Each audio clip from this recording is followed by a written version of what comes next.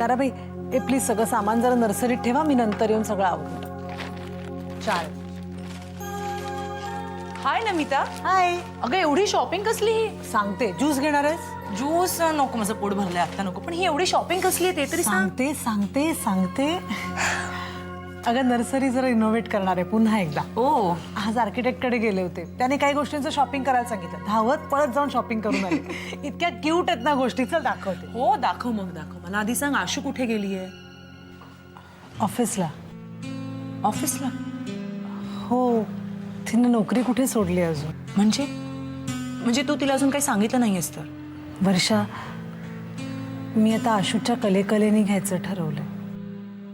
मी बोलले मीराशी. मीराने तर मला सांगितलं उलट तिला काम करू दे म्हणजे ती फिट राहील.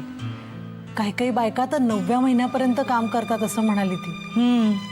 ते पण आहेच. ते पण मीराला माहितीये का ह्याबद्दल? म्हणजे काय? अगं ती आशूची डॉक्टर. नाही, आशूबद्दल नाही. मी ह्याच्याबद्दल बोलते.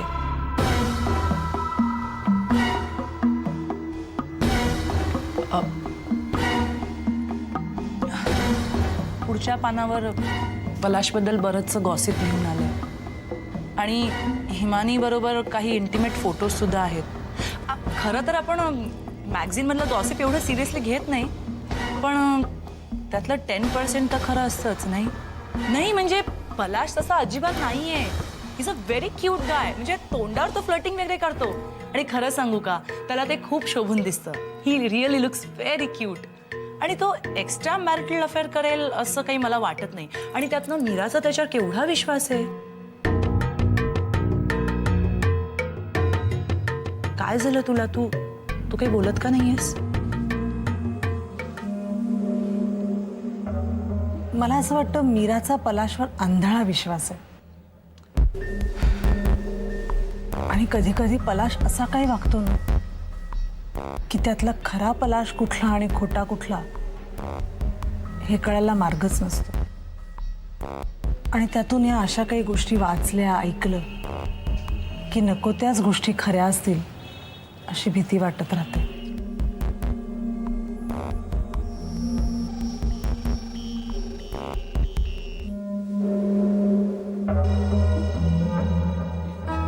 दूधवाला, पेपरवाला आणि मेंटेनन्स. आहे ग बाई. डोकं झाकायला गेलं तर पाय उघडे पडतात, पाय झाकायला गेलं तर डोकं उघडं पडताय.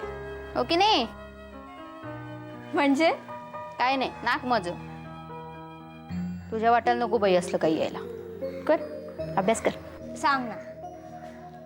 असं सांगून कळत नाही ग मालविका. त्यातनं जावं लागतं तेव्हाच कळतं. करा अभ्यास करा. तुम्ही नका लक्ष देऊ इकडे. बरं काय चाललंय काय तुझं नक्की? काय नाही, महिन्याचं बजेट करतेय. भाज्या केवढ्या महाग झाल्यात माहितीये? परसबी 100 रुपये किलो झाले. हो की नाही? ओय शी, कशाला आणते ती फरसबी? मला नाही आवडत. तुला कुठल्याच भाज्या नाही आवडत. परसबी आणते कशाला? दुष्यंत झाल्यापासून आपला खर्च वाढलाय ना आई? काहीतरी बडबडू नको ग. कर अभ्यास कर मुकट्याने. काय ए पण खरं सांग, असंच झालं ना?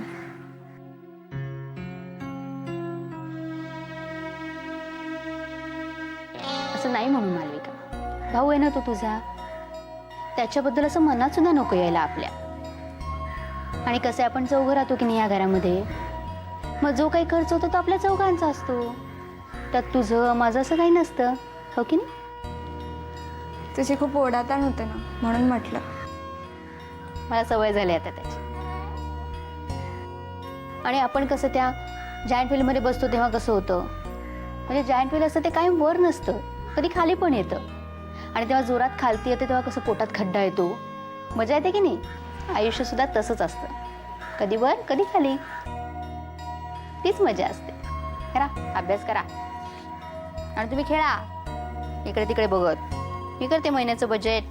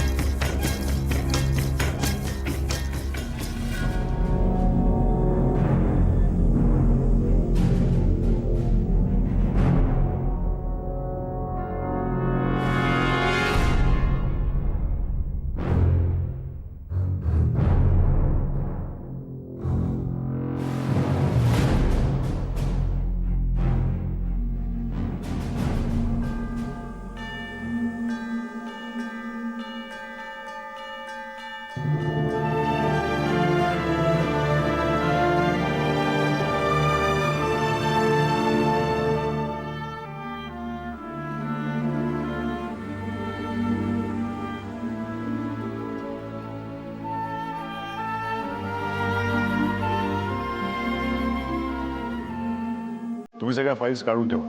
मी निघतोच आहे आता. हो, पण मला सगळे डिटेल्स हवे आहेत. हो हां, हो, एक 10 मिनिटात निघतो. ओके, या, बाय. ब्रेकफास्ट रेडी आहे. नको आहे मला.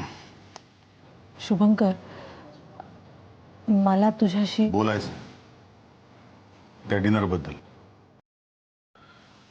त्या रात्री मी खूप चिडलो, तुझ्याशी खोटं बोललो, तुला सांगितलं की ऑफिसला जायचं आणि इकडे येऊन झोपलो. त्याबद्दल तुला बोलायचं, राईट?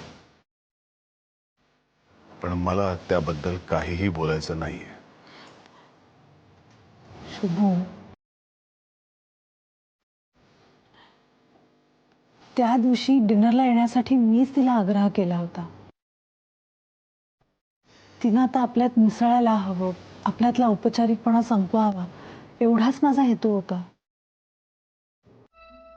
कुठल्या ना कुठल्या कारणानं तिने खूप आनंदी असायला हवं. याचा आपल्या होणाऱ्या बाळाला फायदा होणार आहे ना. शुभू, तिच्या पोटात आपलं बाळ वाढतंय.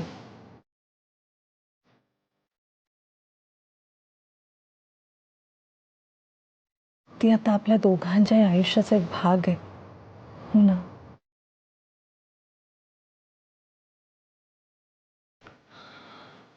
नमिता, एक गोष्ट नीट लक्षात ठेव. माझ्या दृष्टीनं अश्विनी ही फक्त आपल्या बाळाची सरोगेट मदर आहे. तिच्याशी अनौपचारिक वागायची मला अजिबात गरज वाटत नाही. माझा संबंध फक्त त्या बाळाशी आहे, अश्विनीशी नाही.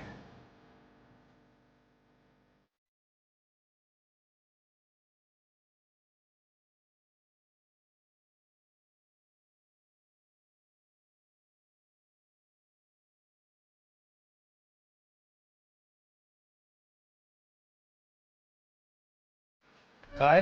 मला एक फोन करायचा कुठे? घरी. नेहा, ह्याला फोन करायला दे. करू? कर, लवकर बोल, पण ड्रेसेस संपायची वेळ येईल.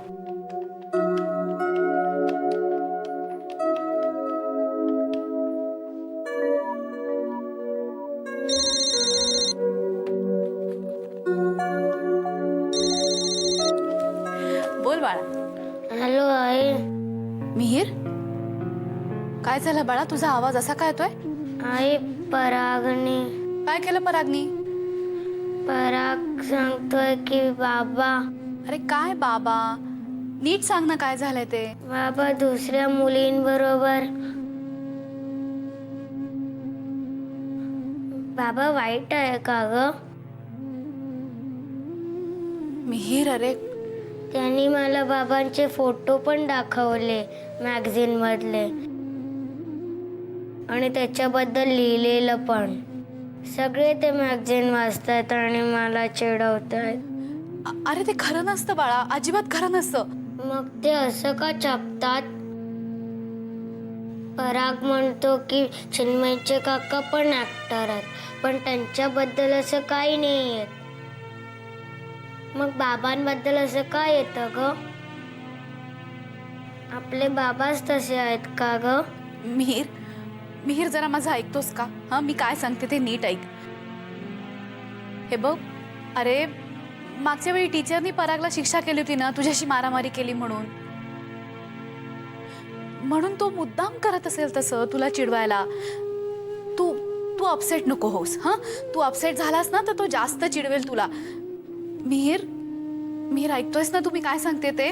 ठीक आहे, मी आता ठेवतो फोन, कारण आता रिसेस संपली. मिहीर, अरे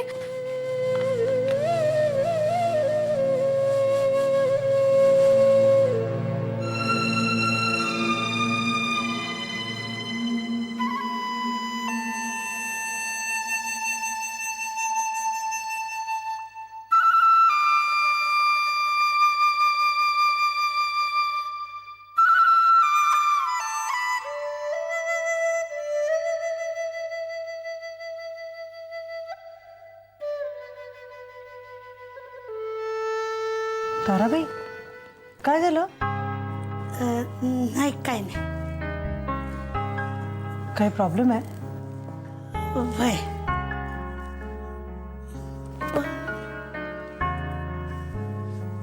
काय झालं? काही हवंय का? वय पण कसं सांगू ताई? अहो, असं का वागताय परक्यासारखं? इतकी वर्ष या घरात काम करतात, कधी परकेपणा जाणवलाय का? निसंकोचपणे सांगा, काय झालं?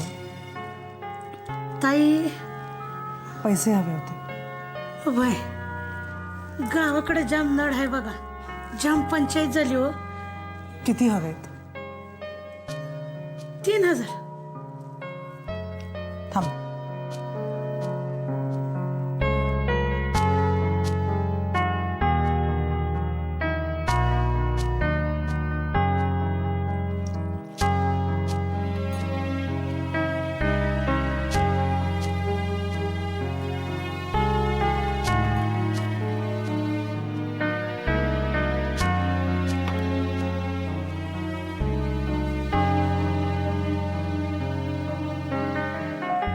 ताई प्रेमाने आपुलकीने तुम्ही सगळं आमच्यासाठी करता.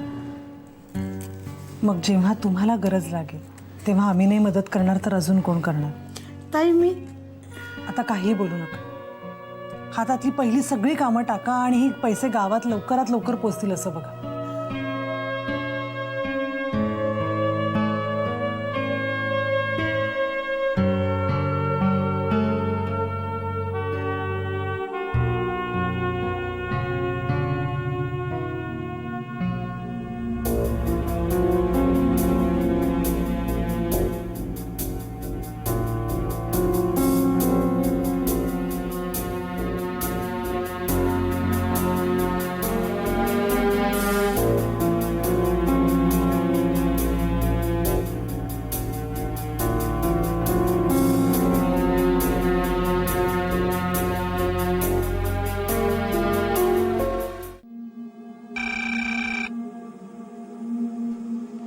हॅलो.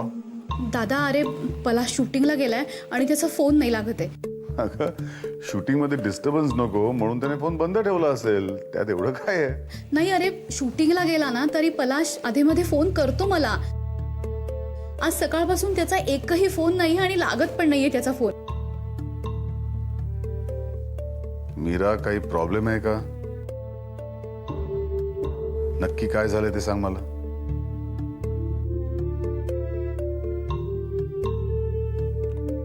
मीरा.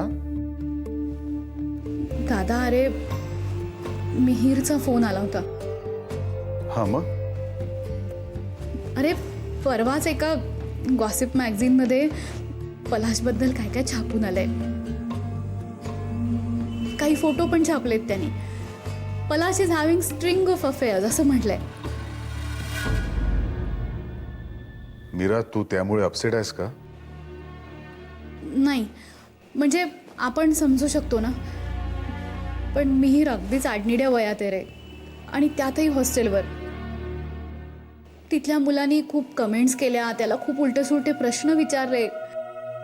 अरे खूप खूप अपसेट झाला होता मिहीर, इतका रडत होता, त्याला धड सांगताही येत नव्हतं काही. I understand. हे खूप नाजूक आहे ग सगळं, आणि मिहीरचं वय असं आहे की या वयात त्याला सावरणं खूप महत्वाचं आहे. होणार आहे. इथे आमच्या जवळ असता तर जवळ घेऊन समजावून त्याला शांत केलं असतं, पण इतक्या लांब तिथल्या मुलांनी ना त्याला टोचून टोचून बोलून अगदी हैराण केलं असणार रे. त्याशिवाय फोन नाही करणार तो. मीरा, मी काय म्हणतो, तिकडे जायचंय का आपण? मी येऊ तुझ्या बरोबर? जायला तर लागेलच, पण पलाशनी आत्ता ताबडतोब त्याच्याशी बोलणं गरजेचं आहे. पलाशचा नुसता आवाज ऐकून सुद्धा अर्धा शांत होईल तो. अरे म्हणून तर मी पलाशला सारखा फोन लावते ना, पण लागतच नाहीये. हे बघ मीरा, मी पण त्याला ट्राय करतो. समजा माझं बोलणं झालं ना त्याच्याशी तर मी सांगेनच त्याला, पण जेव्हा घरी येईल तेव्हा तूही बोल त्याच्याशी. आणि समजा त्याला प्रॉब्लेम असेल तर मी येईन तुझ्या बरोबर. ठीक आहे? तुमचं काय ठरते ते कळव मला. आणि तू अजिबात काळजी करू नकोस. हो दादा. ठीक आहे. अच्छा, आणि कळव मला हा मीरा. ओके.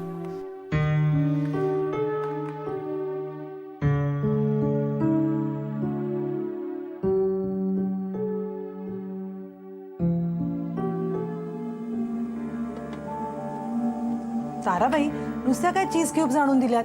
ब्रेड आणा ना, मग आपण सँडविच करून देऊया. देऊया कोणाला? तुम्ही नका देऊ, मी जाऊन देऊन येईन आशूला. तुम्ही कशाला जाऊन देत्या? ते येतील का इथं? हे बघा ताई, अगोदर तुम्ही नाश्ता करून घ्यावा. अहो तुमचं पित्त खवळतं मग. सांगितलं तेवढं काम कराल प्लीज. त्या बघा आल्या असत्या. आलीस? हो म्हणजे अगं घाबरतेस काय? बस, तुझ्या ब्रेकफास्टची वेळ झाली म्हणून येणार होते रूम मध्ये. ये बस. ताराबाई जरा ब्रेड आणा.